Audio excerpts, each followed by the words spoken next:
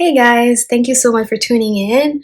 My name is Belange Mutunda. I am the fashion designer, founder, and owner of Belange and Made, and today is a beautiful day. We are finally releasing our Black Dollar wardrobe collection today, and I know that a lot of you are here to watch the fashion show. I know that people were excited to see my 3D models walk and my human models walk as well. So we're gonna get into that. First of all, I would like to thank everybody who's been supportive of the brand. I mean, it's been 7 years now that I've been in the fashion industry and in business, and I've met amazing people who've helped me get through a lot of stuff and just helped me reach where I am today. So I'm really happy for that. I'm grateful for my friends and family. I have a really strong support system, and I'm also grateful for my new employees. Yes, I have employees now. The company is expanding. We moved to California. Belange and Made is in LA right now, so we had to expand. Plus, this is COVID time and people are really having rough time getting jobs, so I thought I would open doors to people who are like willing to learn and we'll grow together. So thank you so much, everyone. So before we dive into the fashion show, I would like to share with you the background of Belange and Made and me as a designer and my upbringing, because I feel it's important you guys understand how this whole thing started before you actually maybe get interested into supporting us more and purchasing and just do the thing. So I would like to put a disclaimer first. I will be showing a video that was taken when I was in high school. I know that some people might get upset, especially people from my hometown, but I really don't care because I felt like this is the right time for me to tell my story and speak up about what happened to me when I was a young girl.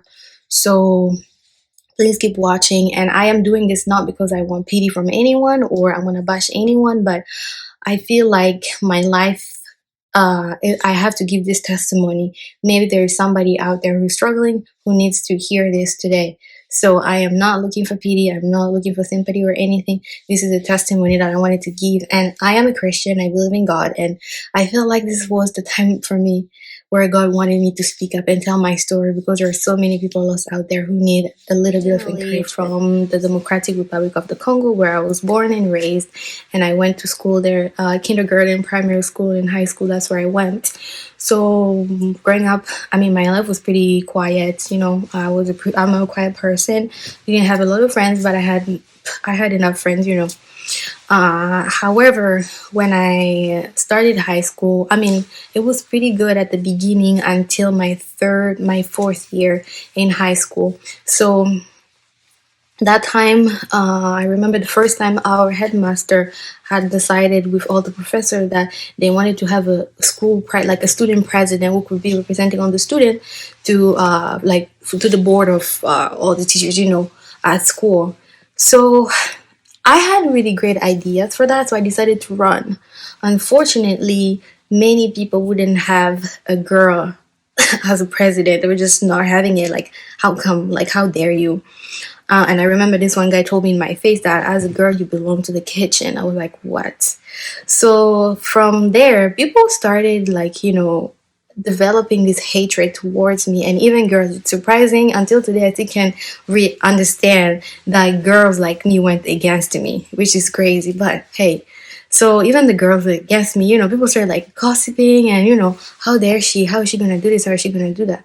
So the day of the election was actually like one of the worst days of my life, because we were out there in public and we're waiting for the results and stuff. So during the time I was campaigning, I started hearing a lot of things about me.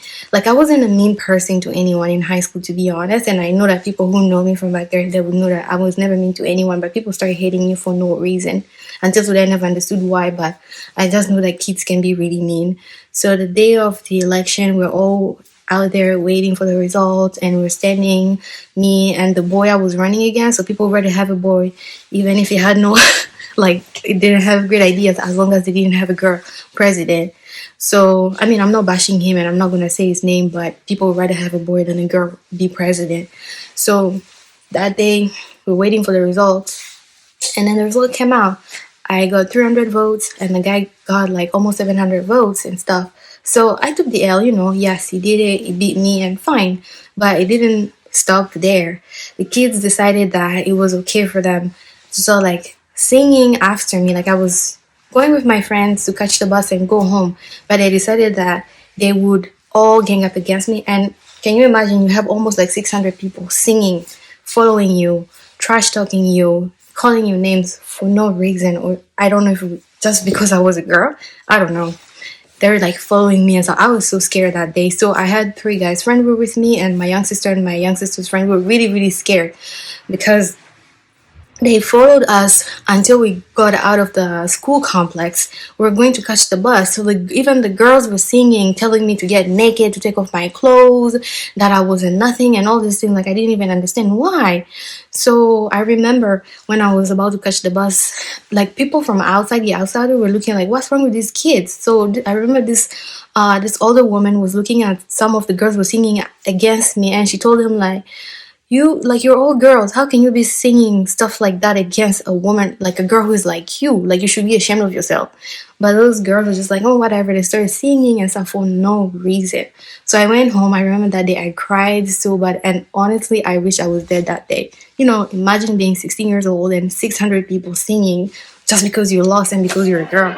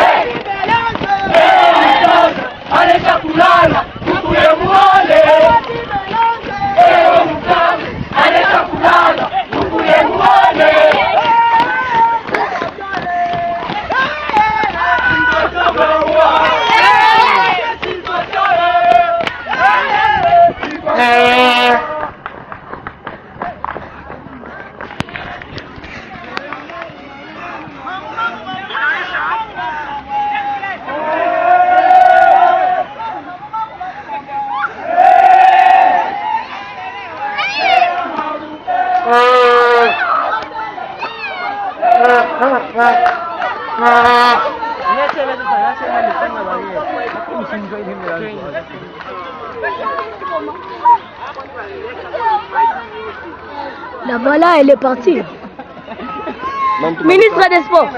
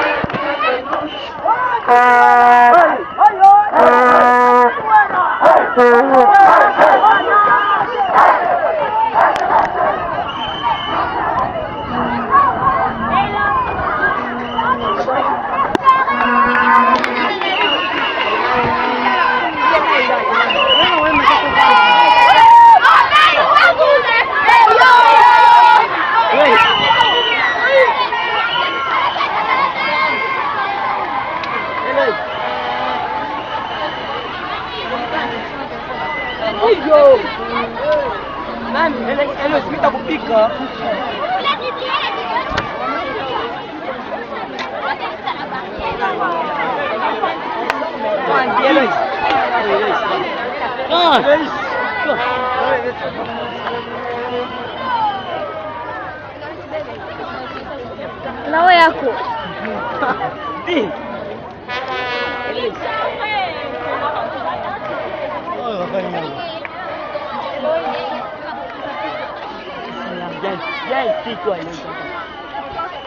Le meilleur caméraman de la RDC.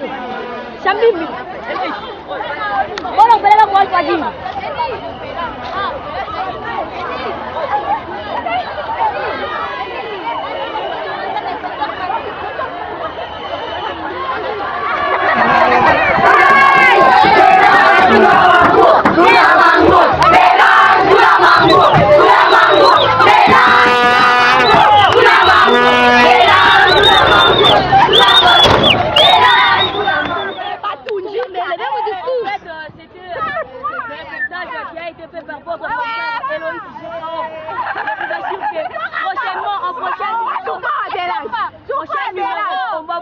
Encore les retours. Vous avez vu même qu'on a filmé. Elle est en train de monter dans la voiture. C'était très cool. Quelle jolie chemise, damoiselle.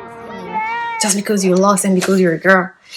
So after that, I really hated school. Like, people started bullying me, sending me messages, posting stuff on social media. It was cyberbullying, even in person. Like, I would go to school and people would be waiting for me, literally waiting for me. Every day that I would come out of school, they'll be waiting for me. And I remember this one guy was following me and was like sending me death threats. So at first, like, my dad was like really upset because like couldn't do anything. And if you grow up there, you will know that the government doesn't really do, like, they don't really give a crap about bullying. You just be there going through stuff and nobody's there to stand up for you. Like, you can go to the police, they wouldn't care less. My dad tried to file some police report, but nothing was done. Like, the guys were still following me, the girls were sending messages, following me, trash talking me, all this thing. So I started hating school. Like, I really didn't like it. Every day that I would go, people would be doing things and I did nothing. Like, literally nothing. So I started hating school so much, so bad that I started getting so anxious and I started having panic attacks. And at some point, I started having bumps all over my face. Like, if I went to school, I'll have bumps. I looked like a monster. Like, that's how stressed I was. Like, I was so scared because if you're going every day, you don't know if you come home because people are just waiting for you to bully you and pick on you for nothing. So at some point, it got so bad, like my skin got so bad that I had to withdraw out of school. So my dad took me out and we went to the hospital. We went from doctors to doctors and nobody would understand what was going on with my skin. Like, literally, I would be fine at home. But the moment I stepped at school, I'll have all these bumps all over my face. Like, I looked scary as hell. Unfortunately, I don't have those photos anymore. They're so ugly that my mom decided we should delete them. So we deleted all those photos. But the last doctor that we ended up seeing, and that went on for like almost 2 years, so from junior high to senior high, like, it was going on like this. And then in senior high, it was still going, like, it was still happening.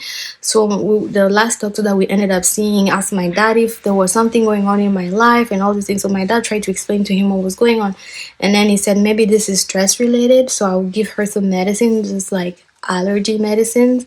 Maybe they can help. So that's how I ended up getting some medicine, and then it started slowing down and waiting for me. Like, yeah. So moving forward, when I was home trying to recover, one day I was with my young sister in our bedroom. I remember we had this dress. I bought this dress from a secondhand store. I was like, yo, this, like, it was like a grandma dress, so ugly, all these things. I'm like, oh, I feel like I can make something out of it. I told my sister, I'm gonna make a purse. She looked at me like, what? Like, we're both studying engineering, we want to be engineering. We're not really, like, we don't really sew like that. The only sewing that I used to do was making dresses for my dolls. So she was like, oh, this girl's crazy, but I'm gonna watch. So she kept watching, and after hours and hours, I was cutting out the fabric, cutting out the dress. I ended up making a purse. That day was like the day God opened something in my mind. I looked at it, I was like, wait, this dress was ugly and old and stinky. And then I turned it into this beautiful purse. That means my life can also change, I looked at my life, people telling you things, and you start like something old and ugly into something new and beautiful. Maybe the way I was seeing myself, what people were saying, like, I'm ugly and all these things. But then I thought, I can turn my life around too. If I can change that, I can change my life. So that day I was really happy and proud of myself and proud of what I did. I decided that I was going to go back to school. Like, I didn't care. I'm like, I'm going to go back, face those bullies, and I don't care what's going to happen. And I'm going to go with my purse. So the week after that, I got a little bit better. I went back to school. That day was still a little bit rough. I had some, again, like the moment I reached school, that's where I would start having those bumps. Like I looked like a monster. I had bumps all over my face and my hands. I went there, I was literally scared. But when I got back, some of my friends, like the little friends that I had, like literally after that whole election went down, everybody turned against me. Like so many people turned against me. People that I thought were my friend, they just turned against me, and they're also feeding into the whole drama, sending messages and saying things about me. So I only had a few friends. I would say maybe like even 3 friends, to be honest. So I got back, one of the girls, she looked at my purse like, oh my god, this is so cute. Where did you get it from? I'm like, well, I made it from like an old dress that I had. She loved it. And she was like, you know what? I want one too. I'll bring you some clothes tomorrow. You can make me one. I'm like, oh, no problem. So the next day she brought me one, and then she brought me $10. I'm like, oh, no, you don't have to. She's like, no, I have to pay you because, it's your job. I'm like, oh, okay. So I went home. I made a purse for her. I brought it back the next day. And then after that, she started bringing people. And that's how I was like, wait, I think I can turn this into a business. So I started doing that. Like people would come bring me clothes. And then everybody in high school, like some of the girls that were against me back then, they started bringing me their stuff like, hey, we want you to make stuff for us. So they kind of became my customers. So the same bullies turned into my customers, bringing me money. So I was like, okay, so I started doing that. I was making purses, and then I started making wallets for boys. So I started growing my customer, like my target market. So at the time, people were like starting to talk about it, like, hey, remember that girl from that high school? She's now doing this. She's making purses. She's making wallets. Like the word started spreading around. So right then, it's like people started respecting me. That was like 3 months before I graduated from high school. So my life started getting better. So people started coming to me like, hey, I wanted you to do that. I started selling, like I sold so much that I was able to buy my first sewing machine, because before I was making everything by hand. So I was doing couture without even knowing what it was. So I started getting interested into crafts and all these things. So like, I feel like this is me, like this is who I am. I didn't realize my camera stopped rolling, so I'll be doing a voiceover. Anyways, that's when I realized that my career would have something to do with art, or I didn't really think about fashion design right away, but when I started talking about it with my siblings and my sisters, we found out about fashion design. So eventually I told my parents that this is what I wanted to do, but they were not having it. Like growing up in Africa, you only have a few career paths that you can follow.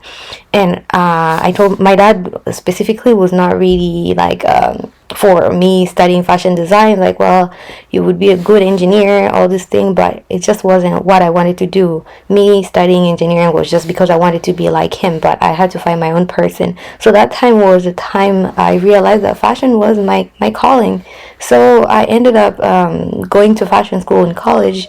I came in Iowa. I did 2 years of fashion merchandising and 2 years of creative and technical design. But before that, I already knew pretty much everything because I had to teach myself all those stuff before I moved from my country to the US. I taught myself sewing, pattern making, selling, web design, all the skills that, you might need as a small business owner, like you, one person running everything. So what I want to say is my path wasn't easy. Like I had a really rough childhood. What happened to me almost ruined me because at some point I thought about suicide. I really thought my life was over, and that was because some kids decided to be mean and just do things for no reason. Anyways, I think that whatever happens in your life is for a reason, and sometimes I believe that God can make one person go through a difficult time so you can give a testimony for other people in the future. And when I look back, I think, well, if God wanted to use me for something, then so be it. It's okay. And today I'm able to create a company and provide jobs and just express myself. So fashion design to me was like a way, like an escape for me, like escaping from that world of bullying and all this thing, from depression, anxiety, and panic attacks. And fashion is what helped me get through my life. And now I love what I'm doing, and I'm really, really proud of myself for everything that I've been through, because I feel like God made me really strong to be here today and have Belange and Made still up and running and thriving in the United States.